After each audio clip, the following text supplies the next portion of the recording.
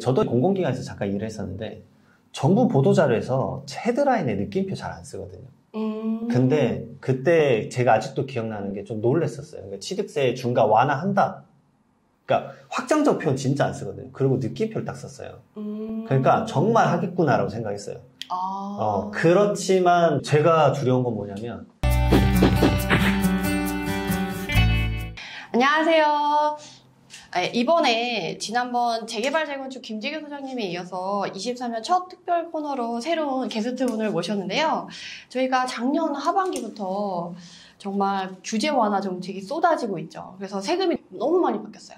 그래서 23년도에 한번 여러분들 투자 계획 세우실 때 꼭 한번 짚고 넘어가고 좀 반드시 점검해야 될 것이 세금인데, 그래서 이번에 부동산 전문 세무사로 활동하고 계신 우리 이장원 세무사님을 모셨습니다. 반갑습니다. 네, 반갑습니다. 네, 간단하게 자기소개 좀 부탁드릴까요? 네, 안녕하세요. 저는 이장원 세무사라고 합니다. 예, 지금 필명은 두꺼비 세무사라는 표현을 하고 있고, 책도 쓰고, 그다음에 자산관리 위주로 이제 방송 촬영도 하고 있고, 업무도 보고 있습니다. 여기까지 하겠습니다. 네네. 근데 제가 이번에 책을 내셨다는 소식을 듣고 이렇게 사실 모시게 됐는데, 간단하게 부의관리라는 책이 이번에 출간되셨는데, 간단하게 책 소개도 잠깐 부탁드릴 수 있을까요? 어떤 책이냐면, 대부분 대한민국 부동산은 주택관리라고 보셔야 되겠죠. 주택관리라는 표현보다는 약간 결국 이게 부의 대부분 원천이니까 부를 관리한다는 측면에서 이걸 써봤고, 제가 실무에서 경험을 한 게 결국은 주택관리를 함에 있어서 이 세무사랑 감정평가사 그리고 법무사가 결국은 이 업무들을 다 같이 협업해서 할 수밖에 없더라고요. 근데 이제 당황스럽잖아요. 이제 세무사랑 상담 주구장창 하고 나서 그럼 이제 세무사님 증여해 주세요. 그러니까 증여 등기는 법무사님한테 가셔야 돼요. 그리고 이제 가치 평가가 이렇게 나왔습니다. 그럼 세무사님 그 평가해 주세요. 이거 평가는 감정평가사님이 하는 겁니다. 이렇게 이제 소개시켜주고 각자의 업무들을 이제 다시 안내를 해드리는데, 이제 그런 것들이 혼란스러우신 거죠. 왜 이거는 감정평가사가 하고, 왜 이건 법무사가 하고, 이건 왜 세무사가 하지? 근데 이제 대부분 애매할 수도 있겠지만, 세무사가 대부분 상담을 한 다음에 이 두 분을 소개시켜주는 틀이 많아요. 그러다 보니까 이 세 분을 묶어서 우리가 각자 어떤 일을 하는지를 안내해주는 책자. 그러니까 전문직의 시각이라는 표현을 썼지만 사실 이런 전문직들이 이런 일들을 한다. 그러니까 자산관리 하실 때, 그리고 주택관리 하실 때, 이런 것들은 이분한테 질문해야 되겠구나. 이걸 좀 배우셨으면 좋겠다는 마음에서 이제 쓴 책입니다. 네네. 그러면은 그런 감정평가사, 세무사, 그리고 법무사분의 관계에 대해서 이렇게 가이드라인을 잡고 싶으면 이 책을 읽으면 되겠네요. 네, 맞습니다. 네네. 그러면 그 중에서 오늘은 우리 세무사, 세무 파트에 대해서 한번 여쭤볼 텐데요. 그래서 이번에 사실 너무 세금이 누덕이잖아요, 사실. 맞아요. 그래서 사실 지쳐요, 지쳐. 부동산 전문 하시는 분은 진짜 제가 전문 세무사분들을 정말 너무 존경해요. 아닙니다. 그래서 특히나 제가 부동산 투자를 하면서 부동산 전문으로 하시는 세무사분 찾기가 진짜 어렵거든요. 근데 그쪽에서 워낙 이제 자산관리 쪽부터 시작해가지고 옛날부터 해오셨던 분을 모시게 돼서 너무 영광이고, 그래서 이번에 저희 채널에 계신 구독자분들을 위해서 23년 세법을 쫙 한번 깔끔하게 정리를 해주실 수 있다고 해가지고 제가 이렇게 모셨는데, 그러면 깔끔하게 취득세, 우리가 세 개만 알면 되잖아요. 취득세, 보유세, 양도세. 그렇죠. 세 가지만 알면 되는데 취득세부터 조금 설명 부탁드릴게요. 우선은 이제 주택은 간단합니다. 취득하고 보유한 다음에 처분하는 거잖아요. 근데 처분에 이제 양도소득세도 있지만 상속이나 증여도 있긴 하지만 그건 별개로 치고, 그래서 먼저 취득세부터 말씀드리면, 이제 가장 최근 뉴스죠. 이제 결국은 여소야대에서 야당이 이제 지금 좀 반대를 하고 있죠, 사실은. 그렇죠. 22년 12월 21일에 사실 행안부에서 보도자료가 딱 나왔어요. 그래서 저의 채널에서도 여러 번 이제 이 컨텐츠를 찍었는데, 저도 이제 공공기관에서 잠깐 일을 했었는데, 정부 보도자료에서 헤드라인에 느낌표 잘 안 쓰거든요. 근데 그때 제가 아직도 기억나는 게 좀 놀랬었어요. 그러니까 취득세 중과 완화한다. 그러니까 확정적 표현 진짜 안 쓰거든요. 그리고 느낌표를 딱 썼어요. 그러니까 정말 하겠구나라고 생각했어요. 그렇지만 저는 항상 있잖아요. 이게 정치가 들어가요. 어쩔 수 없이 세법은. 그렇기 때문에 그래도 지켜봐야 된다. 상담할 때 항상 말씀드렸던 게, 취득세 완화 정책이 나왔지만, 그래서 거기에 문구에 대놓고 적혀있고, Q&A 첫 번째 답변이 그거였어요. 이건 행안부가 하는 게 아니라 국회가 하는 거다. 행안부는 이렇게 하고 싶다.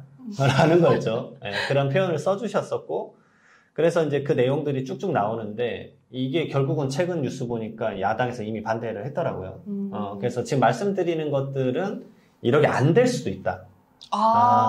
그럼 23년 그 경제정책 방향에서 발표가 된 게 안 될 수도 있다는 거예요? 그렇죠. 절대 안 될 수도 있어요. 저는 항상 세법, 그래서 상담할 때 말씀드려요. 이렇게 나왔다라고 보도자료를 드리면서 보십시오. 안 될 수도 있어요. 왜냐면 2월 국회 때 통과돼야 되는 거예요. 그래서 12월 21일부터 상담할 때 제가 항상 하는 말이 이렇게 되더라도 첫 번째, 이거 된 거 아니다. 그러니까 취득세가 완화됐으면 완화된 세율만 준비를 하세요. 자금을. 그러니까 실무에 이게 실무거든요. 그치. 네. 그러니까 내가 지금 8%를 준비해야 되는데 1%만 준비하신 거예요. 취득세를. 그럼 당황스러운 일이 펼쳐지세요. 7%를 바로 마련을 해야지 내 걸로 등기가 넘어가니까. 그치. 네. 그러니까 그런 실수들을 하세요. 진짜 하셨어요. 진짜 당황했는데. 그리고 두 번째로는 되고 나서 이걸 경정청으로 돌려받는 건데 이게 될지 안 될지도 아직 확정 아니다. 그러니까 근데 여기서 발표를 한 건 소급 적용까지 해주겠다라고 맞아요. 하니까 사실 입장에서는 그걸 너무 바라고 있었던 입장으로는 너무 반가운 소식이고 믿고 그렇죠, 싶은 그렇죠. 거지. 맞습니다. 그래서 좀 세율을 말씀드리면 윤석열 정권에서는 우선은 취득 보유 처분 모든 단계에서 2주택자까지는 중과세를 이제 적용 안 할 거예요. 그러니까 다주택자 프레임이 2주택은 아니에요, 이제. 아마 3주택부터 이제 다주택자 프레임을 씌우는 것 같아요, 세법에서는.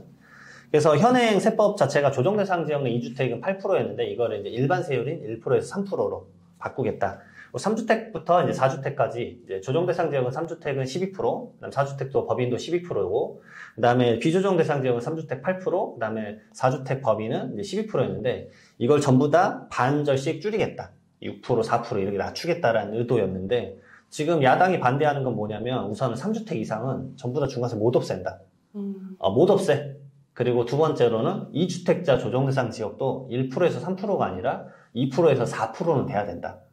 그 입장이에요, 지금. 그렇기 때문에 이게 이제 2월 국회를 통과를 해야 되는데 또 어떤 변수가 생겼죠?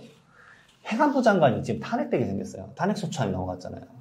그래요? 네, 그러면 행정상 이게 처리가 안 될 수도 있어요. 그러니까 이런 변수 때문에 저는 이제 이렇게 혼란스러운 시점에는 항상 말씀을 드려요. 사실 저는 약간 쫄보 투자자거든요. 소심해요. 그래서 제가 지금 타겟으로 이렇게 말씀드린 게 항상 저희는 쫄보 투자자니까 확인하고 가자. 그래서 사실 이거 발표 나오고 나서도 제가 사람들한테 말씀드린 건 급하지 않다. 2월 국회 통과되는 거 보고 우리 움직이자. 지금 어차피 시장 빠르지도 않고 지금 시장이 하락하고 있으니까 이득 다 챙기고 가자라고 해서 기다리자고 했는데 실제 실무로 봤어도 기다리는 게 진짜 맞았네요. 네, 그리고 행안부 장관이 이제 아마 탄핵이 돼버리면 행정 절차상 이게 안 넘어가는 과정이 하나 있을 거예요. 물론 이제 아까 말씀 안 드린 것 중에 이제 증여취득세도 있어요. 증여취득세도 원래 조정대상 지역 내 시가 표준액 3억 원 넘어가면 막 중과세율 12%였잖아요. 네, 맞아요. 물론 이제 증여자가 2주택 이상이면. 근데 이제 증여취득세도 마찬가지로 2주택자까지 중과세 안 보고 3주택 이상인 경우만. 그리고 다행인 건 조정대상 지역이 거의 다 풀렸잖아요. 그러니까 거의 증여취득세도 중과가 거의 사라질 것처럼 보이긴 하지만 말 그대로 이거 통과돼봐야 된다. 네. 그러네요. 나라에서는 지금 정책을 소급 적용할 거다, 법 개정이 통과될 수 있게끔 정말 최선을 다할 거다, 거의 이루어질 것처럼 막 푸시를 하고 있는 상황인데, 실제적으로는 그렇지 않을 수 있다라는 정말 생각을 꼭 유념을 해야겠네요. 정말 조심을 하시긴 해야 됩니다. 이게 진짜 통과가 될지 안 될지 모르는 말이에요. 그러면 우리는 우선은 변하기 전에 중과세율로 준비를 해놨다가. 네, 맞습니다. 되면은 소급해서 경정 청구라고 해서 돌려받아야죠. 그러면 그런 식으로 해서 안 될 것도 생각해서 예비비나 이런 거를 좀 마련해 두고 진행을 해야겠네요. 하실 분들은. 네. 그래서 이제 만약에 법을 못 바꾸면 시행령으로 일시적으로 뭐 1년간은 봐주겠다. 이런 식의 제도가 생길 수는 있어요. 그건 대통령령으로 가능하기 때문에. 이게 법이 통과가 안 돼도? 네. 그러면 대통령령으로 어떻게든 한시적으로 넣을 것 같아요. 지금 양도소득세에서 한시적으로 이제 중과 배제를 하고 있잖아요. 그런 거랑 유사하게. 그러면 또 아예 안 될 수 있겠다라고 낙심을 할 필요는 없네요. 근데 이제 제가 두려운 건 뭐냐면, 그러면 초안이 바뀔 여지가 항상 있어요. 왜냐면 저는 웬만하면 20년치의 세법 역사 거의 다 알고 있거든요. 그러니까 이런 게 생길 수도 있어요. 그러면 우리 중과세는 우리 원한 대로 해줄게. 근데 미안해, 소급은 안 되겠어. 이럴 수도 있어요. 진짜 무서워요. 네. 그러면 그게 2월 국회면 12월 21일부터 2월 뭐 말까지라고 해볼게요. 이때까지 거래했던 분들은 네, 매우 끝이에요.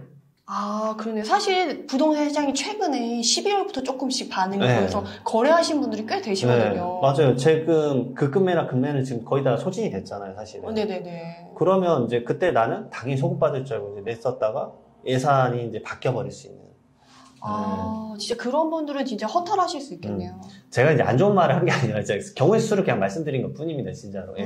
아니, 근데 이런 말씀이 정말 실무에서 투자를 하시는 분들은 너무 중요해요. 이 실투금의 정말 한 끗 차이로 막 이게 움직일 수 있냐 없냐가 결정되시는 분들이 있는데, 그런 분들한테 아주 좋은 팁이 될 것 같아요. 취득세가 그럼 영상을 이만 마치도록 하고요. 해당 영상이 도움이 되셨다면 구독, 좋아요로 응원 부탁드립니다. 감사합니다.